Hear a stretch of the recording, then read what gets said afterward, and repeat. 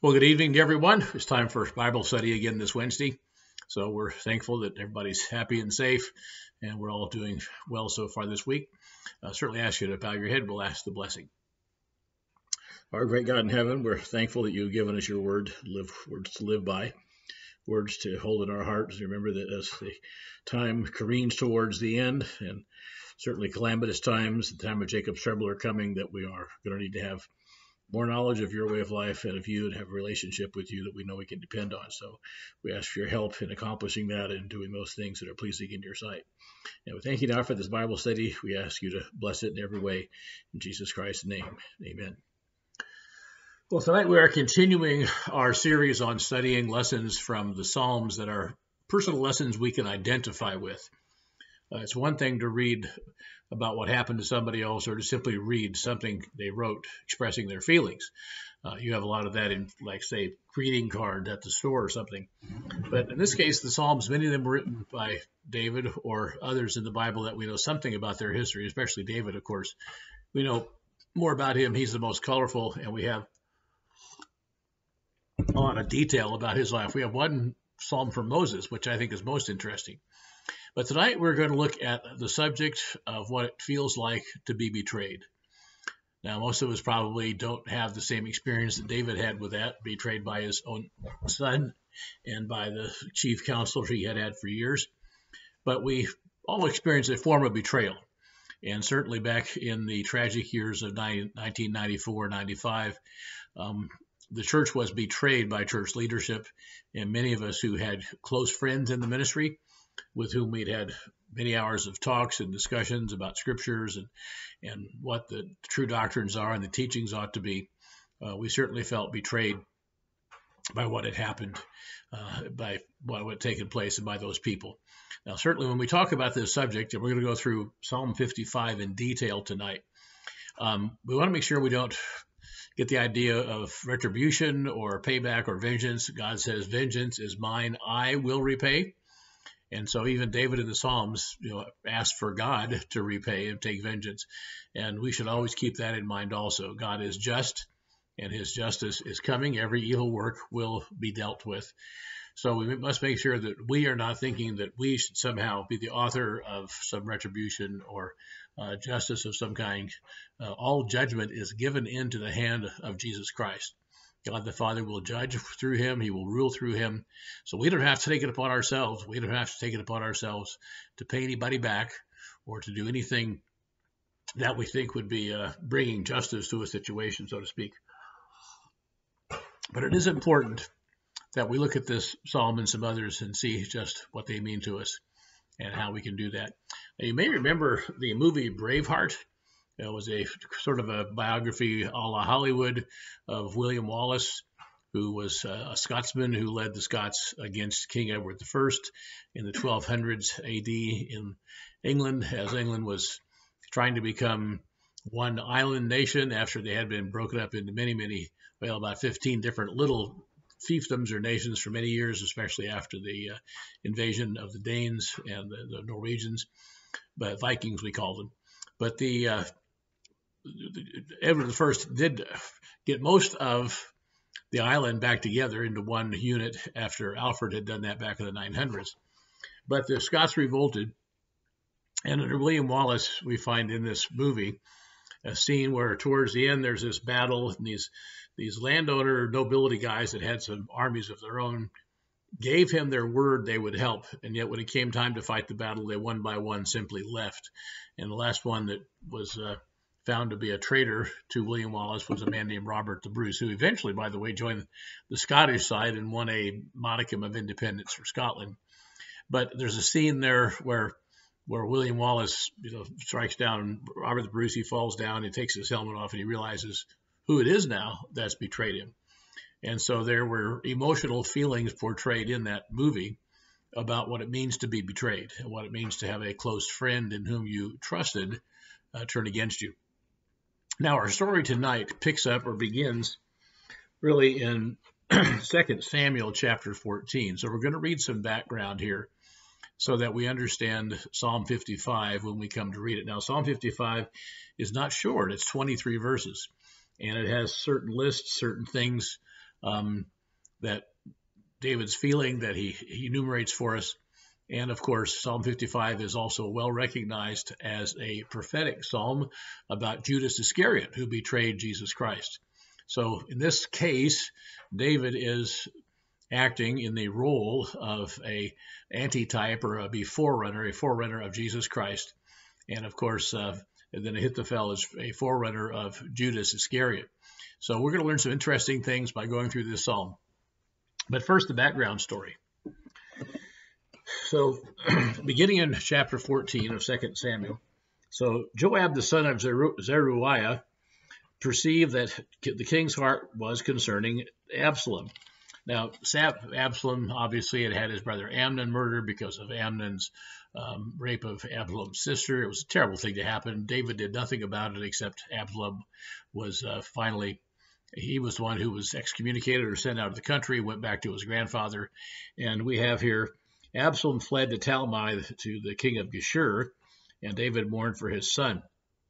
And Absalom was there 3 years, it tells us in verse 38 of chapter 13.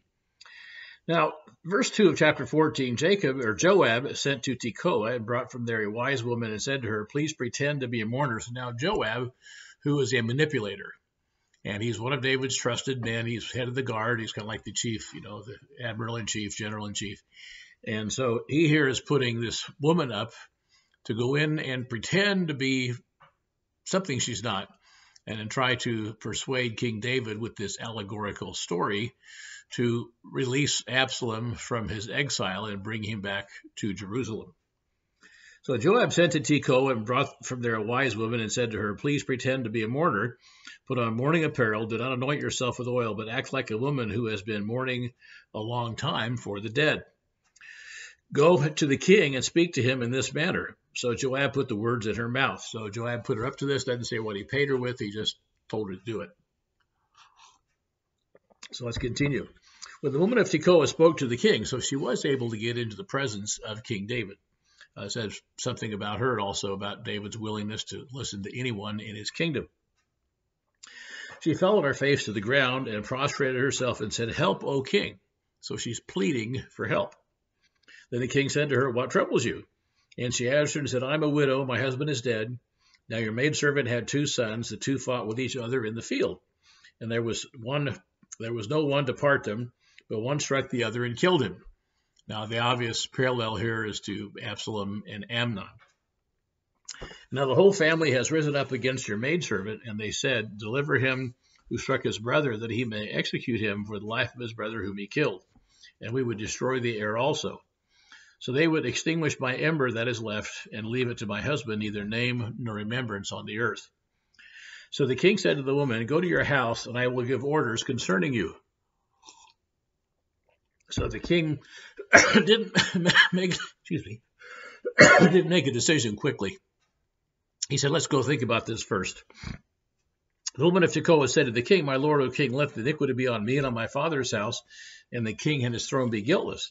So the king said, whoever says anything to you, bring him to me, and he shall not touch you anymore. So he promised her some protection. Then she said, please let the king remember the Lord your God, and do not permit the avenger of blood to destroy any more, lest they destroy my son. So the avenger of blood would be the one who would execute the guilty person. And he said, as the Lord lives, not one hair of your son shall fall to the ground. Therefore the woman said, please let your maidservant speak another word to my lord the king. In other words, I've gotten this far, let me ask for something else. And the king said, say on. The woman said, why have you schemed such a thing against the people of God? So now she is accusing David. For the king speaks of this thing as one who is guilty, and that the king does not bring the banished one home again, meaning Absalom. For we will surely die and become like water spilled on the ground, which cannot be gathered up again. Yet God does not take away a life. He devises means so that his banished ones are not expelled from him. So she's sort of using the argument that God doesn't expel anybody. That is kind of, she's twisting things there, but you have to look at that real carefully and see what she's really saying. Therefore I have come to speak of this thing to my lord the king, because the people have made me afraid. And your servant said, I will now speak to the king, for it may be that the king will perform the request of his maidservant. For the king will hear and deliver his maidservant from the hand of the man who would destroy me and my son together from the inheritance of God. And your maidservant said, the word of the Lord the king will now be comforting, for as the angel of God, so is my lord the king in discerning good and evil. And may the Lord your God be with you. Then the king answered and said to the woman, please do not hide from me anything that I ask you. The woman said, please let my lord speak. Now this next verse shows that David understood what was going on. David had wisdom. He had some perception. He also knew the hearts of Joab, that Joab was kind of in league with Absalom. So the king said, is this the hand of Joab with you in all of this? Did Joab put you up to this? And the woman answered and said, as you live, my lord the king, no one can turn to the right hand or to the left anything from my lord the king has spoken. In other words, we can't hide anything from you. For your servant Joab commanded me, and he put all these words in the mouth of your maidservant. To bring about this change of affairs, your servant Joab has done this thing. But my Lord is wise according to the wisdom of the angel of God, to know everything that is on the earth.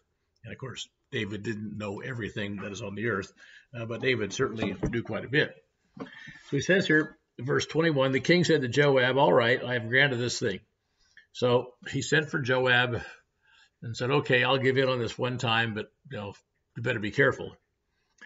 All right, I've granted this thing. Go therefore and bring back the young man Absalom. Then Joab fell to the ground on his face and bowed himself and thanked the king. And Joab said, today your servant knows that I have found favor in your sight, O Lord, and in that the king has fulfilled the request of his servant. So Absalom comes back to Jerusalem. He lets his hair grow very long. He has it weighed every year when he cuts it. He had apparently several wives. Says there were born 3 sons and 1 daughter whose name was Tamar. She was a woman beautiful in appearance. And he was in Jerusalem 2 years without being allowed to see the king. Therefore, verse 29, Absalom sent for Joab and to send him to the king, but he would not come. And when he sent the second time, he would not come. He said to his servant, see, Joab's field is near mine. He has barley there. Go set it on fire. So Absalom's not a nice guy. He doesn't get his way, he'll set your field on fire, which is what he did to Joab. So Joab arose and came to Absalom's house and said, why have your servant set this field on fire? And Absalom answered Joab, I sent for you, saying, come here, so that I may send you to the king, and you didn't do it. Why have I even come home from Gerar now, if I can't even go to the presence of the king? So Joab went to the king and told him, and when he had called for Absalom, he came to the king and bowed himself on his face to the ground before Absalom, and the king kissed Absalom. So Absalom is now back in fully good grace. He is the crown prince. He'll be the king apparently when King David dies, because Amnon is dead. So chapter 15, we find out that Absalom's humility, if he ever had any, disappears completely. And he begins to parade around town and provide for himself spectacle, attention, and certainly cultivating a following.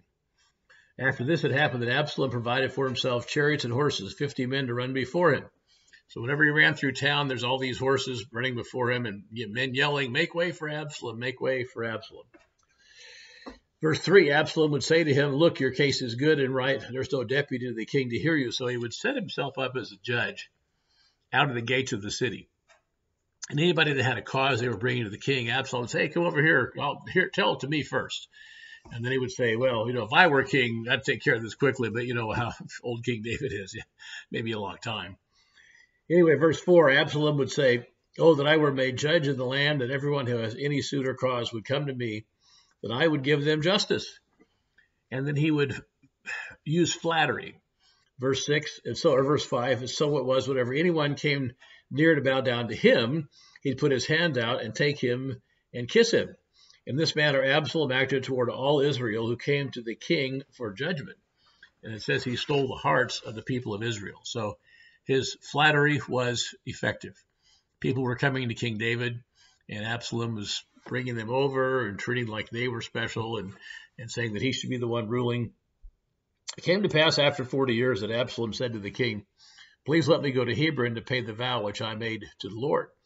So here he has now, he thinks it's time. He thinks it's, after 40 years that It's getting towards the end of David's rule, or maybe David's just simply 40 years old. This will be 10 years in, but it does seem like it's toward the end of David's rule. And so we have Absalom feigning religious piety, just like the popes that call themselves Pope Pius when they really had lots of non-piety in their lives, but that's another study.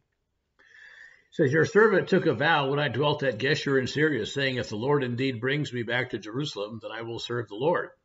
So this is a out-and-out fabricated nonsense lie intended to deceive David, which it did.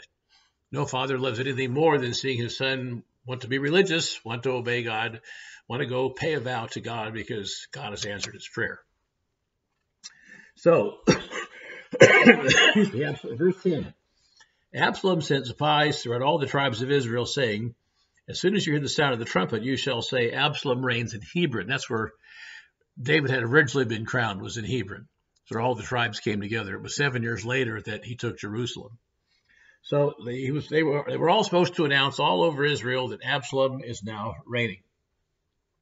That Absalom sent for Ahithophel the Gilonite. So Ahithophel is an important guy in this sentence, in this little story, because he is the one Psalm 55 is written about. So Ahithophel was David's counselor from this city with Gilo where he sacrificed it. Now, just hold your place there. We'll come back. Let's turn over to 2 Samuel, just one page in your Bible probably, chapter 16 and verse 23.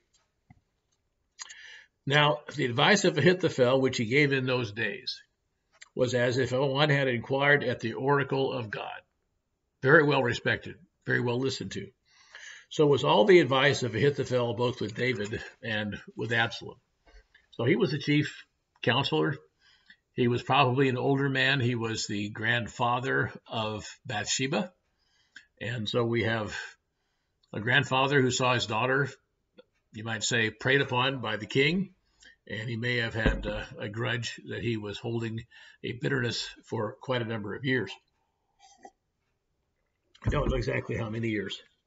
So what happened is here, David's counselor, Absalom, sides with Absalom. David's counselor sides with Absalom. And the conspiracy was strong, for the people with Absalom continually increased in number. Now a messenger came to David saying, the hearts of the men of Israel are with Absalom. In other words, Absalom has started an insurrection, and he has a big following. So David said to all his servants who were with him in Jerusalem, arise, let us flee, or we shall not escape from Absalom. Make haste to depart, lest he overtake us suddenly and bring disaster upon us, and strike the city with the edge of the sword. Now, several things are operating here. Number one, David doesn't want a major battle in Jerusalem. It's a city he built, a city he loved. He did not want buildings burning, things being crashed, people being killed. He probably also didn't want a battle with his son. In fact, we'll read a little bit about that later. But what happened was he decides just to leave and then prays, leave it in God's hands. The king's servant said to the king, we're your servants. We're ready to do whatever you want. In other words, we're ready to stand here and fight. We will defend you and your crown on this city. Then the king went out with all his household after him, but the king left 10 women concubines to keep the house. So they weren't his wives. These were concubines, because they were there to keep the house, like servants, whatever. The king went out with all the people after him and stopped at the outskirts. So he's leaving the palace where he lives. He walks down through the city to the gate of the city. And all his servants passed before him. The Cherethites, the Pelethites, the Gittites, 600 men who had followed him from Gath passed before him. So the 600 men have been 13 years with him running in the wilderness. Were still with him. These are pretty good, experienced warriors. Then there's a king said to Ittai the Hittite, who said he was going with, told him to go back. And of course, Zadok and the Levites also went back with the Ark of the Covenant. God did not want the Ark of the Covenant to be taken out. Certainly, David did not. So chapter 15, let's drop down to verse 30.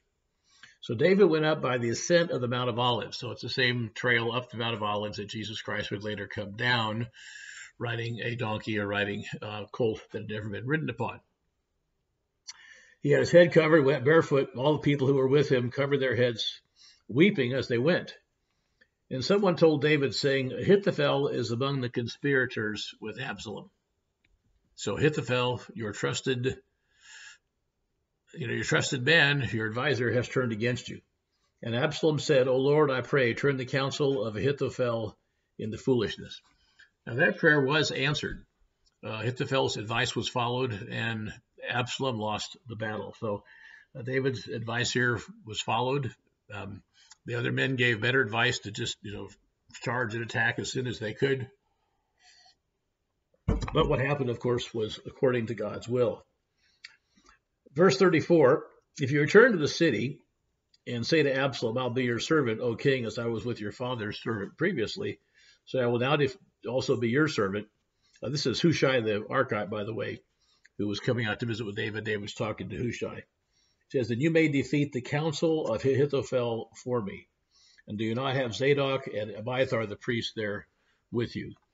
And so here's David on the run. His son is coming after him, trying to kill him with a very large group of hoodlums, basically. They didn't probably have much of an army. But we have now this basically, a bloodthirsty man named Absalom. And of course, David then is leaving. A man named Shimei, Shimei, comes out and yells at him and calls him names and throws rocks at him and says he's been a bloodthirsty man, that he's cursed. And his servants say, shall we go kill him? And David said, no, we'll deal with him later. And of course, after on his deathbed, he did say that this man should have the death penalty. He gave him plenty of time to repent, and he did not. Verse 15, meanwhile, Absalom and all the people, the men of Israel, came to Jerusalem, and Ahithophel was with them. And this is the story of Ahithophel's advice, which was not followed. And of course, actually, he did follow it, said to go to your father's concubines. And then but later, Ahithophel's advice was not followed, and he ended up going out and committing suicide. So here we have this background. David is fleeing Jerusalem, and he is upset, obviously, and he writes this psalm, Psalm 55. So we have time. Let's see if we can get through the entire thing and see what it feels like to be betrayed by not only your son, but your own trusted counselor with whom you had done many things. And keep in mind, this is a prophecy about Jesus Christ and Judas Iscariot, as well as being a historical record of David and Ahithophel. It starts out, save me, O God. Give ear to my prayer, O God, and hide not thyself from my supplication. So this would have been said as he was going across the Mount of Olives down into the Judean wilderness, heading down towards Jericho. We don't know exactly the spot, but we know kind of the general area, obviously. So here he's asking God to listen to him. In fact, this small section here has 8 different requests. To give ear to my prayer, to hide not yourself from my supplication, attend to me, hear me, destroy their tongues. So now he is praying that God would destroy the advice of Ahithophel. So this is written, obviously, we just read the account after it revealed to him that Ahithophel has turned against him. So let death seize upon them. Let them go down quick to Hades. In other words, he says, let's get this over with as fast as we can, and the guilty should be punished. And of course, Israel should be restored to the kingdom that it needs to be, with Jerusalem as its capital. Let's continue down to verse 3. Because of the voice of the enemy, because of the oppression of the wicked, for they cast iniquity upon me, and wrath they hate me. Now, what he's really saying here is they are charging me with crimes to upset my kingdom, to remove the throne from me. This is kind of the similar false attacks that have been made against politicians, rulers, ad infinitum and through time. So he's just simply saying the voice of the enemy has cast iniquity upon me, false charges. And perhaps even some were partly true. Who knows? None of us are perfect, and David certainly wasn't. And in wrath, they hate me. He realized that the source of the attacks upon him and the things that were said were basically, they sprung from hate. It says, my heart is sore pain within me, and the terrors of death are fallen upon me. In other words, he was afraid of dying, afraid that they might overtake him and he would be killed. But he said, my heart is sore pained.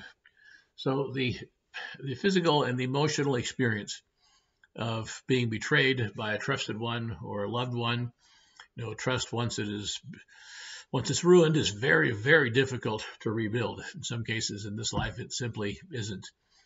When there has been a breach of trust between a husband and wife, sometimes they can sort of patch things up and agree to get along, but oftentimes just the painful memory abides and stays. So it is difficult for betrayal to be just simply overlooked or quickly forgotten. It can't be quickly forgotten. It says, faithfulness and trembling are upon me. Horror has overwhelmed me.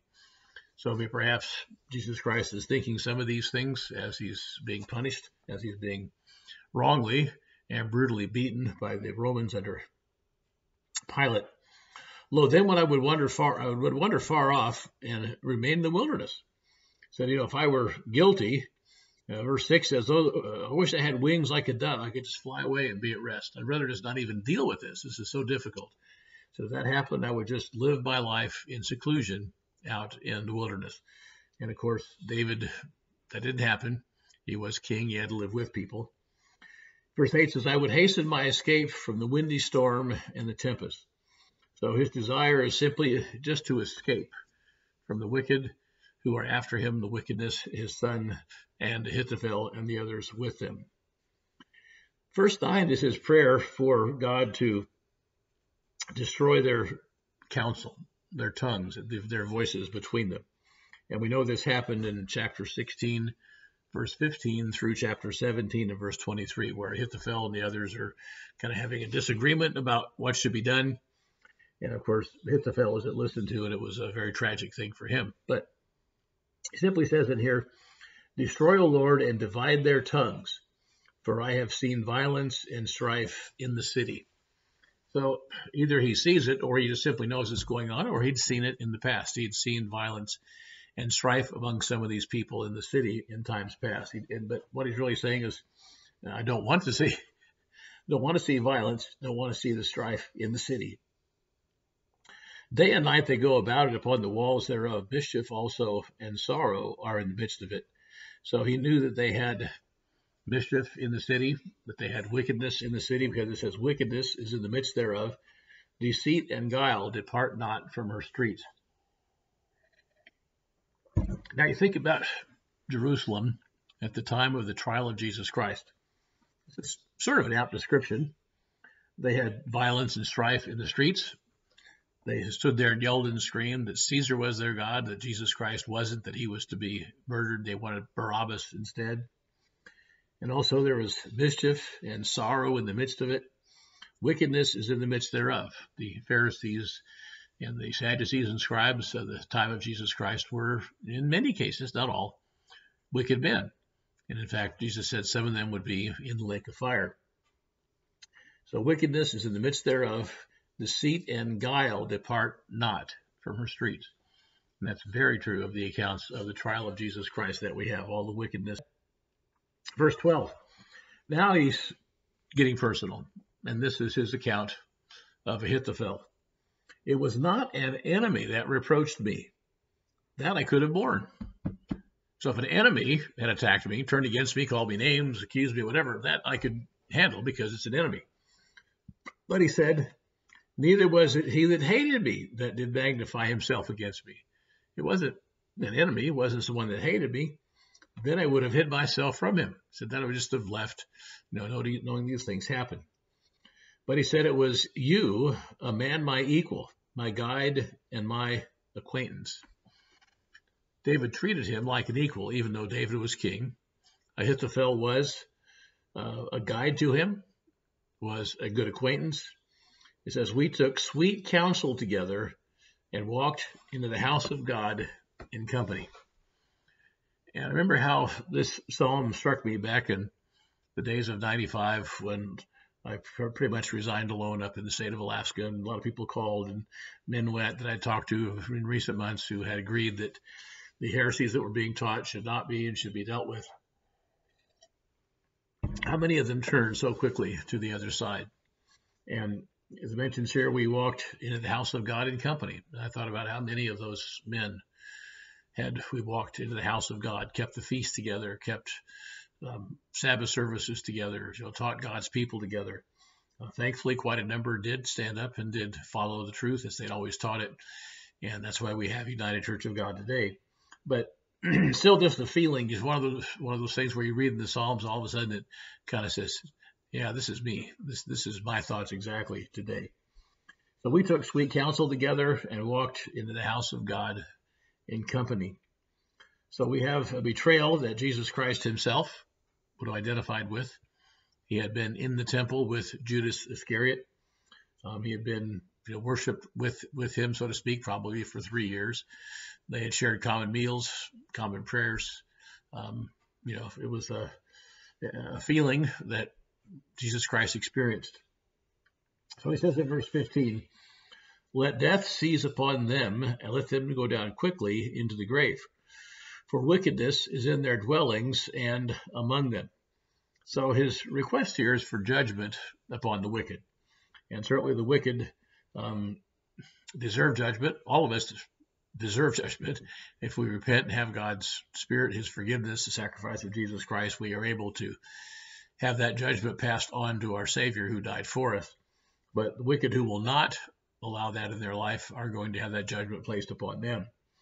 So he's just simply saying that these people need to be judged. In this case, he may be thinking mostly physical, that these men who would turn against him need to be judged quickly so that Israel can be healed.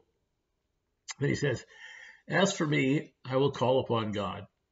So he's not saying, I'm going to get my sword and go out and kill Ahithophel or kill my son Absalom. He says, "I will simply call upon God, and the Lord shall save me." So one lesson we could say David repeated again, he learned here for the second time maybe, is to let God fight our battles, to let God intervene. We don't always have to intervene. We don't always have to defend ourselves and make things better, make things right. He simply says, "As for me, I will call upon God, and the Lord shall save me." And then he goes into more detail about how that will happen. "Evening and morning and at noon will I pray." 3 times a day. He says this several times. Evening, morning, and at noon I will pray and cry aloud, and he shall hear my voice. So he's saying that he would call upon them, and that he would call upon God, and God would deliver him. Now, there's a list here of 10 facts of Judas and Ahithophel I want you to at least be aware of. Number 1, they were friends. They were friends for quite a while. Number 2, both were betrayed and reproached their former friends.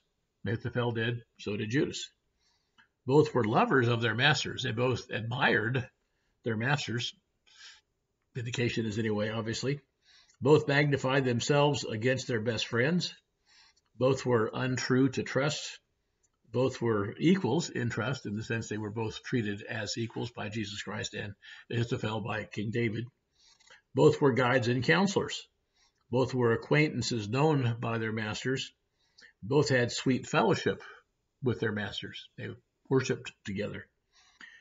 Both were fellow worshipers with their masters. And of course, we kind of covered that. They had worshiped together. So he says here in verse 19, "God shall hear and afflict them." He learned that because in verse 18 he says, "He has delivered my soul in peace from the battle that was against me, for there were many with me." So he said, God has delivered me in peace, even though I didn't fight back. "God shall hear and afflict them, even he that abides of old." Selah. And then we'll stop and think about what this means. Because they have no changes, therefore they fear not God. They're not willing to change. They're not willing to fear God. So David here is repeating lessons that we can all identify with, we can all learn about. That evening, morning, and at noon we should cry aloud to God and let him fight our battles. Let him do those things, that take care of those things that obviously we cannot. And that he has put forth his hands against such as be at peace with him. He has broken his covenant. This is verse 20. And David's talking about what Absalom had done. That he had put forth his hands against those who were at peace with him and broken their covenant. So betrayal is a breaking of a covenant. You might not have this signed agreement that says, I'll do this, you'll do that. We have this covenant agreement. We both, sign in blood, whatever. But every relationship has a basis of trust. And you might say it is a covenant relationship if it is a long-term relationship. And so there are, obviously a covenant between a man and his wife and God who binds the two together. And when you're in an organization, when you work for someone, you're supposed to work for them, not against them. There's a kind of a written agreement and covenant relationship. So here he's just simply saying that he has broken his covenant. And whether it was Judas with his agreeing to follow Jesus, or Ahithophel with his agreeing to be a counselor and work for King David, they both broke those covenants. Notice verse 21, the words of his mouth were smoother than butter. What did Judas do when he came to the Garden of Gethsemane to betray Jesus Christ? He came and called him his friend and kissed him. So words were smoother than oil. And just really, really pretending to be something he was not. He was an enemy, but was pretending to be a true friend. Notice war was in his heart. His words were softer than oil, yet were they drawn swords. What a description of how this traitor acted and how it felt on the person who was betrayed. The words of his mouth were smoother than butter, but war was in his heart. His words were softer than oil, yet they were drawn swords. They were actually attacks. They were actually getting ready to basically skewer or kill the person. So sometimes that happens. It's words of betrayal, are flattery, are just trying to be sounding nice or sounding kind when they're really not, covering up. Verse 22, cast your burden upon the Lord, and he shall sustain you. So again, he's sort of repeating the lesson he had learned before that we'd read last time, that you cast your burden upon the Lord, and God will sustain you and will never suffer the righteous to be moved. Now, the word move there obviously doesn't mean nothing ever goes wrong. That would harm them in the sense of God's judgment against them. He shall never suffer the righteous to be moved. It's promised a number of times in the Psalms, and David certainly staked his faith upon that. Then the last verse is about the destiny of the wicked. And David understood the final destiny. He understood the lake of fire. He says, you, O God, shall bring them down to the pit of destruction. The pit is, a deep place, like the lake of fire would be a pit in the valley of Hinnom. Blood and deceitful men, like Hinnom, shall not live out half their days, but I will trust in you. So bloody and deceitful men did not live out half their days. Absalom was killed, as you know, in this battle that took place. And he was basically a very sad thing in the time of the life of David, that his son was killed. He lost that second in line that he had. His firstborn, of course, Amnon, had been killed by Absalom. Now Absalom was killed. And so we have a very tragic happenings in the life of David because of what had happened here. And of course, part of it may be because of what happened with Bathsheba and his sin there, where God said violence and basically immorality shall not depart from your family. Now we have a few minutes left. There are a couple of Psalms that are similar that I wanted to look at. Let's go back over to Psalm 41. Psalm 41. The Psalms do cover the gamut of human emotional experiences, from sheer joy and happiness and thanksgiving and elation, like some may have felt after the recent election, to the bottoms of despair and depths are going to die and things couldn't be any worse. The clouds are coming over me, which may be the way other people felt after the election. Thankfully, if you're a Christian, you understand that your kingdom is not of this world, and that we are ambassadors for Christ, and our citizenship is in the third heaven, which we anxiously await for and look for. So we don't need to have those up and down feelings per se on these elections. But Psalm 41, let's begin in verse 1. Let me see, where's that in this page? There we go. Blessed is he that considers the poor, the Lord will deliver him in time of trouble. So the Lord will deliver him in time of trouble. He's talking about people who are merciful, who are generous with the poor. Well, let's continue on down to verse, let me see. Verse 4 begins the section about his enemies that is being talked about here. Now, Psalm 41 says it is a messianic psalm. In other words, it is a prophecy about Jesus Christ, and it is a psalm of David. It does not have a story or a time in David's life that we can say, aha, this is when it was written. But certainly it does reflect some of David's feelings here. So beginning in verse 4, we have, I said, Lord, be merciful unto me, heal my soul, for I have sinned against you. So David, going through a time of turmoil, admits his sin, his guilt before God. My enemies speak evil of me. When shall he die and his name perish? So his enemies were saying, when's this guy going to die? This may have been towards the end of his reign, the 40 years, so he'd be pushing late 60s, maybe years old. It says, and if he comes to see me, he speaks vanity. His heart gathers iniquity to himself. When he goes abroad, he tells it. Now, who this is about, we'd like to know. We don't know. There are probably some pretty good guesses. Maybe he's talking about his son Absalom. Maybe he's talking about Joab. Maybe he's talking about someone else. Because after he was going to, before he died, another one of his sons proclaimed himself king. So David had to put Solomon on the throne, and you know the story. So we have here, my enemies speak evil of me, saying, when shall he die, and when shall his name perish? And if he comes to see me, he speaks vanity. His heart gathers iniquity to itself. When he goes abroad, he tells it. So this enemy gathered iniquity. He looked for stories to tell. He tried to find things that were, gossipy he could tell about that would damage the reputation of King David. It says, all that hate me whisper together against me, and against me do they devise my hurt. An evil disease, they say, cleaves fast to him, and now he that lies shall rise up no more. So they were all predicting his death. They were all predicting that he was going to, this is going to be his last breath. Yes, my own familiar friend in whom I trusted, which did eat of my bread, has lifted up his heel against me. This is verse 9 is almost a word-for-word repeat of chapter 55. My own familiar friend in whom I trusted. Now, my guess is this psalm was written after Psalm 55. But, we'll have to find out someday. But he says, my own familiar friend in whom I trusted, which did eat of my bread, has lifted up his heel against me. So this, again, obviously shows that Jesus Christ was the real meaning of this, the actual type, and David was the antitype or the forerunner type. And so we have Jesus Christ here being his trusted apostle. Judas, of course, was the one who turned against him.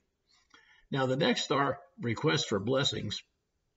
But you, O Lord, be merciful to me and raise me up, that I may requite them. In other words, raise me up that I may prove that they are wrong, that those accusations are wrong, that those things they have said are not correct. By this I know that you favor me, because my enemy does not triumph over me. And as for me, you uphold me in my integrity and set me before your face forever. Very similar to the final sections of Psalm 55. So this phrase, even my close friends, the one that I trusted turning against me, is very important. So we have, the enemies of David who are listed, or at least we know who they were, because they turned against him and basically decided to stab him in the back. There's one more psalm I want to read that I think is along the same line. It's Psalm 109. Let's go to Psalm 109. It's sort of connected here.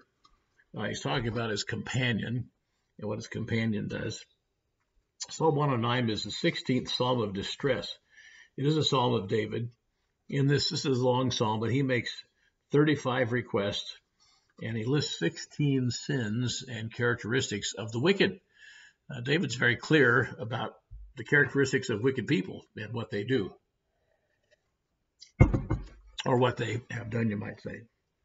So Psalm 109, we could begin, I guess, in verse 1. Hold not your peace, O God, out of my praise, for the mouth of the wicked and the mouth of the deceitful are opened against me. David, again, is feeling betrayed. He's saying the mouth of these wicked people and deceitful are open against him. We're not quite sure exactly who this would be. Some feel it has to do with Philistia, the Philistines. I'm not sure how that connection is made. Now let's go on. The mouth of the wicked and the mouth of the deceitful are open against me, for they have spoken against me with a lying tongue. They compassed me about with the words of hatred and fought against me without a cause. Now, obviously, this could be, again, a messianic psalm, as the commentators do point out, that the mouth of the wicked and the deceitful were open against David, and they spoke against him with a lying tongue. They compassed me about with words of hatred. They circled him. They compassed him about. It says, for my love, they are my adversaries. He healed some of them. They saw that he healed them and took care of them, fed 5,000 or 10,000 at a time. For my love, they are my adversaries, but I give myself unto prayer. So Jesus Christ did not argue back with them, ridicule them. He simply gave himself to prayer during that difficult day. And they have rewarded me evil for good and hatred for my love. So in this case, David is essentially saying the same thing as he said before. And this, of course, is a messianic prophecy, but it is also an experience that sometimes we as humans experience and find out about. I want to drop down to verse 20. That's, wait a minute, that's where I want to, maybe, let's start in verse 21. This is the 8 requests because David is in great distress. So because of what had happened to him and the betrayal, David says this, but do you for me, O God, the Lord, for your name's sake, because your mercy is good, deliver you me. So in every one of these Psalms where David is feeling betrayed, he's being attacked, slandered behind his back, whatever, he does turn to God. He says, God, please solve this situation for me. And he says here in verse 22, I am poor and needy, and my heart is wounded within me. In other words, I've been hurt emotionally. My heart is wounded. I am poor and needy. I don't have the assets, the resources to defend myself.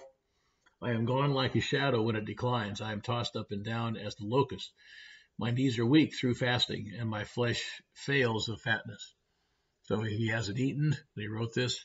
He said his knees were weak. So whether that was a forced, unable to eat fast or a chosen fast, a time when he chose to fast and seek God, we'll just have to leave that open.